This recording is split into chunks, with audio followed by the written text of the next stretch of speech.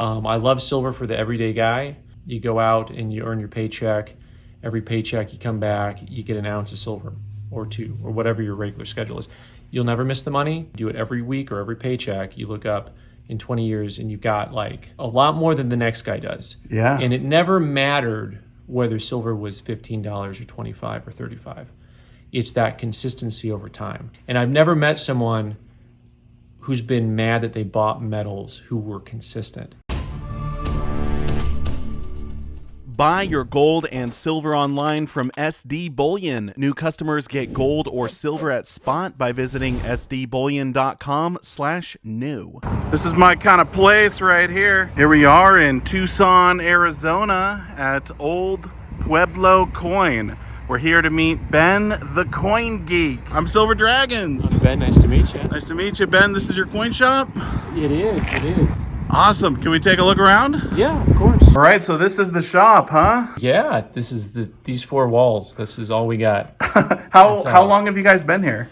So Old Pueblo Coin's been open since '82. I've been here since '98. Took over in 2017.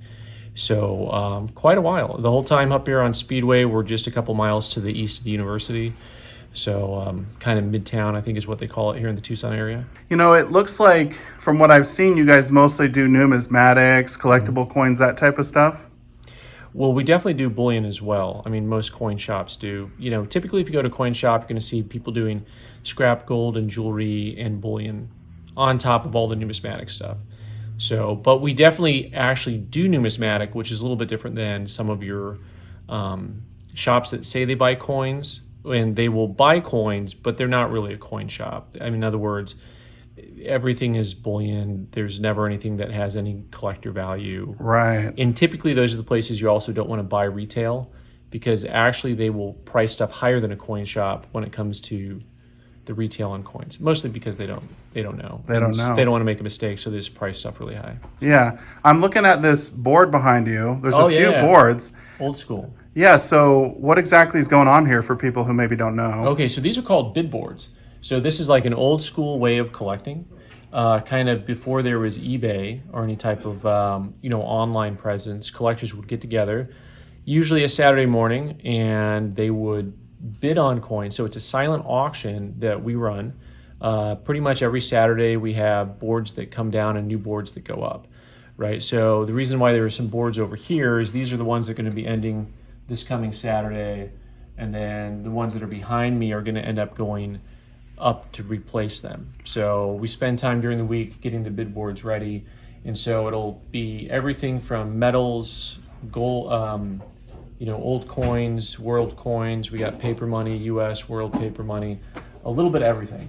And it's a good way to kind of start collecting because there's a variety of items up here. Also because it's almost like a little mini open house. People come in, we have coffee and donuts. And so what happens is you get that sense of community, and that's the best way to do anything is with the community. So. Yeah, I agree. So people, they bid throughout the week, and then when the week's over, you see who wins or something like that? Yeah, exactly. So Saturday mornings at 9:30, it's like a little club gets together. So people, if you're here on Saturday morning, you can obviously have a little bit of an advantage. But we have people that can only make it like once a week or once every couple weeks, and they'll just only come in on a Tuesday and bid on what they want to bid on and win, lose, or draw, So, but we get plenty of people who just come in on their given day, can't make it Saturdays, but it's still a fun way to collect. Yeah, I think it does look super fun. And it's kind of cool, too, that you have such a variety. I mean, people can really choose from a lot of different things.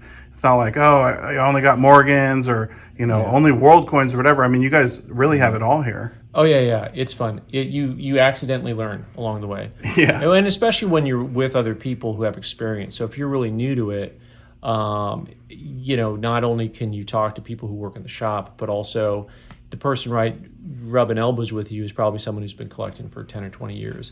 And so something that might be intimidating to you is not going to be intimidating to them. They can just say, oh, this is, and they can kind of explain it for you. Yeah. So for people also who don't know, you have your own YouTube channel. Oh, yeah. The Coin Geek, yeah? The Coin Geek, yeah. So where we focus mostly on numismatic, we do some content talking about bullion-related items because the gold and silver prices have always been just woven into the coin market in one fashion or another. You can't fully decouple those things. So almost everyone I know, even at the most high-end numismatic level, they know what the prices of gold and silver are and stuff like that. So, but the Coin Geek, it's pretty simple to find. Just type in the Coin Geek on YouTube, and mostly you get me blabbering about stuff. But lots of times you don't have to look at my face. Lots of times you'll get to see me just holding a few coins in front of the camera and just talking about something specific about it, whether it's the history or the condition. Some things that can be really intimidating for beginner collectors. You can sit at home and you can learn.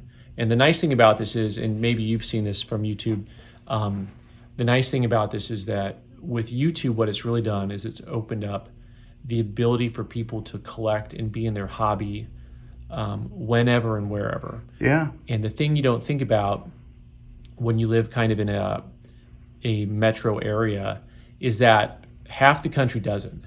I mean, half the country doesn't have a coin shop or a bullion dealer near them. I mean, within an hour or two. And that's really something that sometimes we forget when you live someplace where you have it. But then what I've learned since we started doing YouTube is like, there's a lot of people who want to collect coins who just don't have access to information. And so YouTube's really been great about being able to educate. Yeah, I totally agree. And one thing that you brought up just a little bit ago was you said something about the price of precious metals and coins kind of being tethered together a little bit. I have to ask you, because today's a very special day. Gold hit an all-time high today, and I'll be posting this video probably in a couple days on Sunday, but we're filming it now on Friday. The market's closed, and gold is at like $2,080. All-time high. So it's an all-time high. I like to think that your dollar has hit an all-time low. Can we just talk about what it really means? Yeah. So yeah, no, it is. I don't really talk about bullion the same way most people do, because it is. I'm not a predictor. I'm not a fearmonger. I consider it to be a good place to have like a diversity of funds against inflation, for an emergency, and for an inheritance. Those are the things that I see precious metals for. I love silver for the everyday guy. You go out and you earn your paycheck. Every paycheck you come back, you get an ounce of silver or two, or whatever your regular schedule is. You'll never miss the money. And if you look up, you do it every week or every paycheck, you look up in 20 years and you've got like a lot more than the next guy does. Yeah. And it never mattered whether silver was $15 or $25 or $35. It's that consistency over time that really matters for anyone who wants to get into metals. Don't try to time the market. Don't do a flash in the pan. I'm going to cash out and buy the stuff. It's just that consistency over time. And I've never met someone who's been mad that they bought metals who were consistent. In other words, when I started doing this, silver was $4 an ounce, right? And if I had a time machine, that's what everyone thinks, right? Well, but if you're just doing the basics, which was, hey, I'm just going to buy an ounce here and there, it didn't matter that it went up to $40 and came back down to 25. And the same thing with gold. It's like, I don't know exactly what any of it really means, right? Because when demand was bonkers a year ago or 2 years ago for metals, the prices hadn't really bounced much. Yeah, it's true. But now the demand is low, and yet the price has gone up. And so that's why I make somewhat of a joke about your dollar being worth less. But I mean, really, that in a way, but your dollar will always be worth less. That's true. I mean, so one of the problems with the fear mongers is they don't take into account reality, which is to say, if you thought that your dollar wasn't going to inflate, you haven't paid attention to history, right? Your dollar's going to inflate, which is why you should be investing in things and not just metals. But having a house paid for by the time you're an old man is a great idea, right? That type of thing. And unlike a lot of people who push physical assets, I think paper assets are a good way to go too, because you're doing the same thing. You're moving with inflation, and a lot of people will tell you that that's a bogus game. But it's like, I just know too many people that are a lot older than me and smarter than me that the markets worked for them the right way. So, yeah. Well, a couple important things I heard you say. One was the dollar cost averaging, which is what I always tell people to do. That's what I've been doing since I first started stacking. And the other thing was, the price is going to go up, it's going to go down, but long term, it's better than holding cash because the dollar is going to be, well, eventually it will be worthless. I mean, Yeah. maybe not in our lifetime, but our kids or grandkids. Your money's good for collecting. That's what I was going to say. Right? But really though, also, I mean, money's just a tool. Yeah. So, it's, if your only goal in life is to just gather it all in and never use it for something, you've missed the functionality of what money is. Because if you think about it, it's just a piece of paper, a piece of linen, a piece of, it's just a representation of something of value. It's not actually something of value. So you want to be using it towards some greater means, right? And so there's very few basic things that go into, that long-term store of wealth, which is, I got a house that's paid for, or I've got, my cars are paid for, and that is very counter to what the culture will teach you about how the world works. But those people seem to be the happy people, the people who were kind of, how would you say, slow and consistent over time, and just like they focused on that instead of focusing on, Trying to get rich quick. Get rich quick. Yeah. That's a great one. Yeah. Or just trying to keep up with the Joneses, trying to impress people. Very true. That's not necessarily going to make you happy in the long run. Can we see something that maybe you like to collect or you think is really interesting or something you'd like to show off? What I enjoy keeping for myself is usually items that are not expensive because I can afford to keep them easily, but they're cool. So old advertisements and stuff that are coin related, you start seeing guys that had coin auctions from the early 1900s or their catalogs, and you can flip through it and it'll be like, okay, so here's this coin that today is worth like $10,000. They had it there for 12. Okay, right? Like you just you stop and start to think again about how different the world is and how it was, and then possibly, what could come next. Right. Well, if you had to pick, let's say someone told you, all right, you can only collect one type of coin or one series or something like that, and you had to say, okay, this is my favorite or what I'm the most interested in right now. So it would be hard to pinpoint a series or anything like that. There's so many different layers and levels that you can get into in coin collecting. I think what I would have to tell you is they made these $50 gold pieces for the 1915 Pan-Pacific Exposition. They're like octagonal? So one design's octagonal, Yeah. and one is not, one is round. So a $20 gold piece is almost an ounce of gold. Now, if on old coins, what you have is you actually have a numeric relationship, an exact relationship in size. So 2 tens is a 20. 2 tens is a 20. Yeah. And the funny thing is though I've known that forever, it was like it almost never really dawned on me until you really get to hold one of these $50 gold pieces, that it's 2.5 times the size of a 20. Wow. And they're real husky looking things. They only made like 500 of one type and 600 of the other. They're 6-figure coins. I mean, they're roughly $100,000 type coins. And I don't really have a bucket list per se, but if I did, that would be on it. After that, early American stuff like Revolution, right after, not the Revolution, but right after the mint is first opening in the 1790s. Like flowing hair type stuff? Yeah, your 1793, 4, 5. The coinage in that era is just, from my perspective, just classic. And it's hard to not like that type of stuff.